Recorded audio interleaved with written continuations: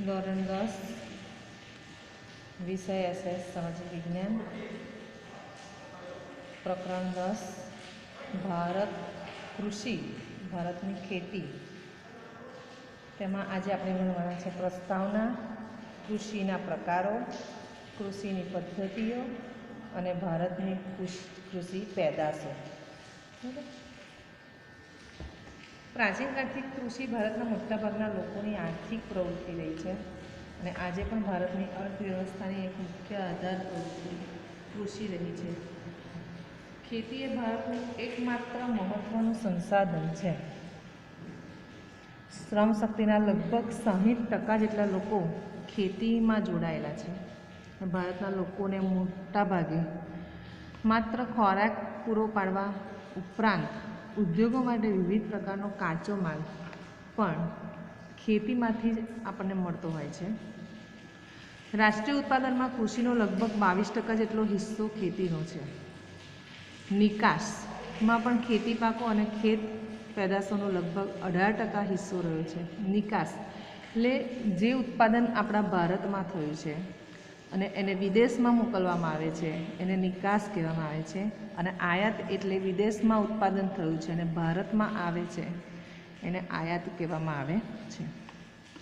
તો નિકાસમાં ખેતી પાકો અને ખેત પેદાશોનો લગભગ 18% હિસ્સો રહેલો છે, જેનાથી દેશને દર વર્ષે વિદેશી હુંડિયામણ મળે છે, વિદેશી નાણું. ભારતીય અર્થવ્યવસ્થા મુખ્યત્વે ખેતી પર આધાર છે અને આમ ભારત એક ખેતી પ્રધાન કે કૃષિ પ્રધાન દેશ છે. ભારતમાં ફળદ્રુપ મેદાનો, બારેમાસ પાક લઈ શકાય તેવી અનુકૂળ આબોહવા, સિંચાઈ, કુશળ મહેનતુ ખેડૂતોને લીધે ભારતના મોટાભાગના વિસ્તારમાં 2 કે તેથી વધુ પાકનું વાવેતર કરી શકાય છે. તેમ છતાં ભારતમાં ખેતી ક્ષેત્રે પૂરતો વિકાસ સાધી શકાયો નથી. ભારતનો ખેડૂત એકંદરે ગરીબ અને નિરક્ષર છે. સિંચાઈની અપૂરતી સગવડ, અનિયમિત અનિશ્ચિત વરસાદ, ક્યારેક વરસાદ વહેલો પડે છે તો ક્યારેક વરસાદ મોડો પડે છે. વધારે વસ્તી, કુટુંબનું મોટું કદ, નાના કદના ખેતરો, પ્રયોગશીલતા પ્રત્યે ઉદાસીન વલણ, રાસાયણિક ખાતર, સુધરેલા બિયારણ, આધુનિક યંત્રો અને વૈજ્ઞાનિક કૃષિ પદ્ધતિનો ઓછો ઉપયોગ, શિક્ષિત વર્ગનું ખેતીમાં ન જોડાવું, આ બધા પોઈન્ટના લીધે ખેતી હાલમાં કેવી છે એ જોવા મળે છે. અને સમાજમાં ખેતીનો કહેવાતો ઉતરતો દરજ્જોને લીધે વૈશ્વિક ઉત્પાદન સામે ભારતમાં ઉત્પાદનનું પ્રમાણ ઓછું છે. ખરેખર તો ખેતી એ એક મહત્ત્વનો વ્યવસાય છે. પહેલો પોઈન્ટ આપણે ભણવાનો છે કૃષિના પ્રકારો, ખેતીના પ્રકારો. ભારતના લોકોની સામાજિક આર્થિક સ્થિતિ, રાષ્ટ્રીય રાજનીતિ અને ભારતનું સમગ્ર અર્થતંત્ર ખેતી સાથે જોડાયેલું છે. સિંચાઈ પદ્ધતિ, ખેત પદ્ધતિ, પેદાશો, આર્થિક વળતર જેવી બાબતોને આધારે ખેતીના પ્રકારો પડેલા છે. પહેલું છે જીવન નિર્વાહ ખેતી. પોતાનું જીવનનો નિર્વાહ થાય તેવી ખેતી. આઝાદી પછી આયોજન પંચની અનેક ખેત વિકાસ યોજનાઓ અમલમાં લાવવા છતાં પણ ભારતમાં ખેડૂતોની આર્થિક સ્થિતિ આજે પણ નબળી છે. નાના કદના ખેતરોમાં મોંઘા બિયારણો, ખાતર અને જંતુનાશકનો ઉપયોગ કરવા પોસાય એવું નથી. ખેતરમાં થતું અનાજનું ઉત્પાદન પોતાના પરિવારના ઉપયોગ જેટલું જ થાય છે અને જે તેના કુટુંબના ભરણ પોષણમાં જ વપરાઈ જતું હોય છે. માટે તેને જીવન નિર્વાહ ખેતી કે આત્મનિર્વાહ ખેતી કહે છે. આથી ભારતીય ખેતી સાથે આજે પણ પોતાના મોટાભાગના વિસ્તારોમાં જીવન નિર્વાહની ખેતીની પ્રવૃત્તિ જ ગણાય છે. આમાંથી તે દેશને કશું આપી શકતા નથી. બરાબર, પોતાના કુટુંબ પૂરતું જ પાલન પોષણ થતું હોય છે, માટે એને જીવન નિર્વાહ ખેતી કહે છે. બીજો પ્રકાર છે સૂકી ખેતી. સૂકી ખેતી ક્યાં થાય છે? તો જ્યાં વરસાદ ઓછો પડે છે, સિંચાઈની અપૂરતી સગવડ છે અને માત્ર વરસાદ ઉપર જ આધાર હોય તેવા વિસ્તારોમાં માત્ર જમીનમાં સંગ્રહાયેલા ભેજના આધારે એક જ પાક લેવાય, જેને સૂકી ખેતી કહે છે. ત્યાં આગળ કયા કયા પાકો થાય છે? તો જુવાર, બાજરી, કઠોળ જેવા પાણીની ઓછી જરૂરિયાતવાળા પાકો થાય છે. ગુજરાતમાં ભાલ પ્રદેશમાં ચોમાસું પૂરું થયા બાદ ભેજવાળી જમીનમાં આ રીતે ઘઉં અને ચણાનો પાક લેવામાં આવે છે. ગુજરાતના ભાલ પ્રદેશમાં ચોમાસું ગયા બાદ કયા 2 પાક લેવાય છે? ઘઉં અને ચણાનો પાક. ત્રીજો પ્રકાર છે આર્દ્ર ખેતી. આર્દ્ર એટલે ભીની, જ્યાં વરસાદનું પ્રમાણ વધારે છે અને સિંચાઈની સગવડ પણ વધારે છે તેવા વિસ્તારોમાં ભીની ખેતી કે આર્દ્ર ખેતી થાય છે. વરસાદ ન પડે કે ઓછો પડે ત્યારે સિંચાઈ દ્વારા વર્ષમાં એક કરતાં વધુ પાક લઈ શકાય છે, જેમાં ડાંગર, શેરડી, કપાસ, ઘઉં અને શાકભાજીની ખેતી કરવામાં આવે છે. ત્રીજો પ્રકાર છે સ્થળાંતરિત ખેતી અથવા તો ઝૂમ ખેતી. સ્થળાંતરિત ખેતી એટલે ફેરબદલીવાળી ખેતી. બરાબર. હવે જ્યાં જંગલ વિસ્તાર છે ત્યાં જંગલોમાં વૃક્ષોને કાપીને તેને સળગાવીને જમીન સાફ કરવામાં આવે છે અને ત્યાં ખેતી કરાય છે.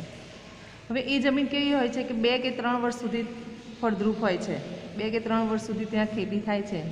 પછી એ જમીનની ફળદ્રુપતા ઓછી થઈ જાય એટલે એ વિસ્તાર છોડી દેવો પડે છે અને બીજી જગ્યાએ જવું પડે છે.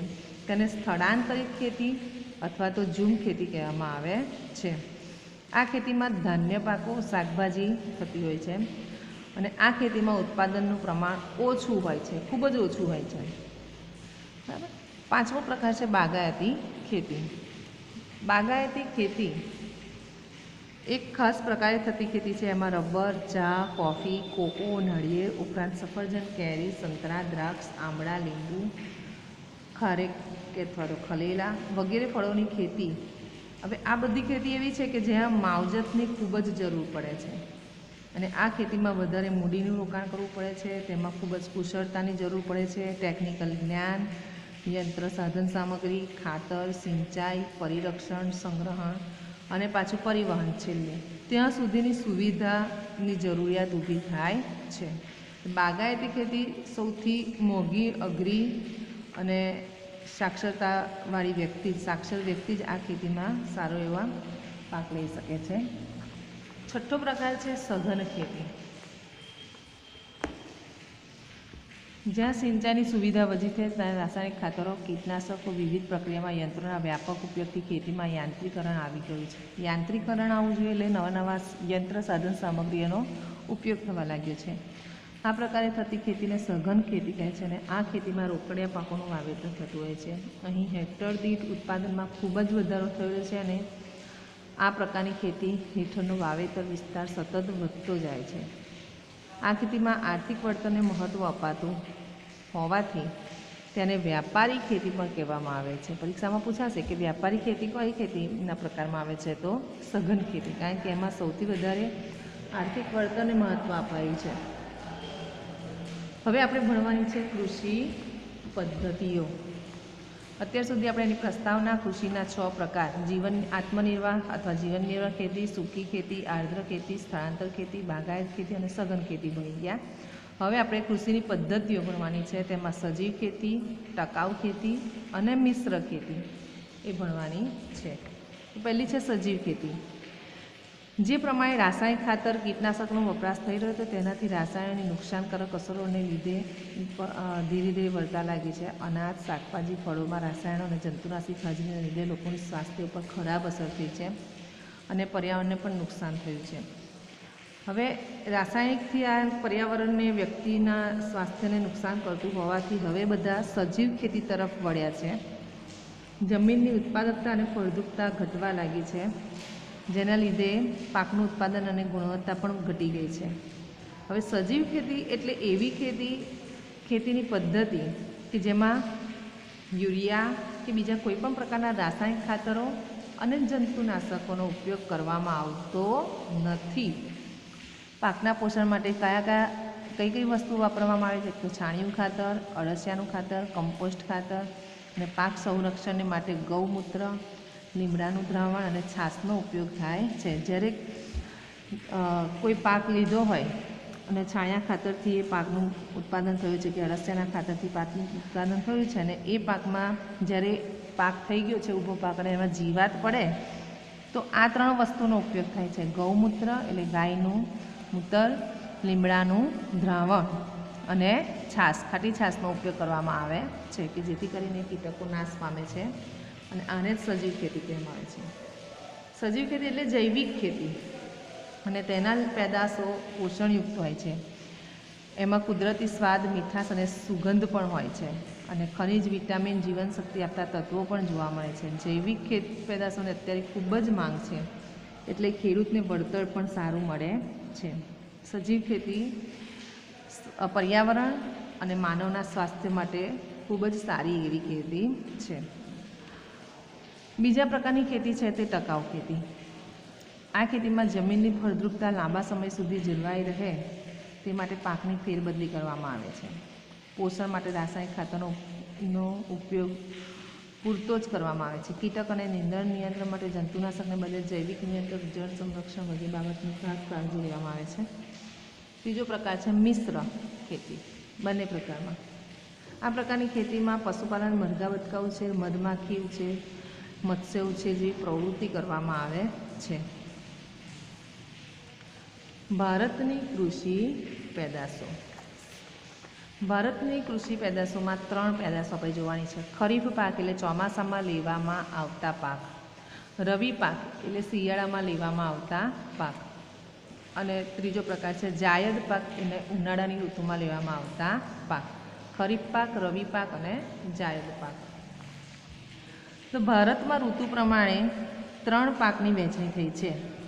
શિયાળામાં શિયાળુ પાક ને રવિ પાક કહે છે, ઉનાળાના જાયદ પાક કહે છે અને ચોમાસાના પાકને ખરીફ પાક કહે છે. તો અહીંયા ખરીફ પાક એટલે ચોમાસામાં લેવાય, બરાબર.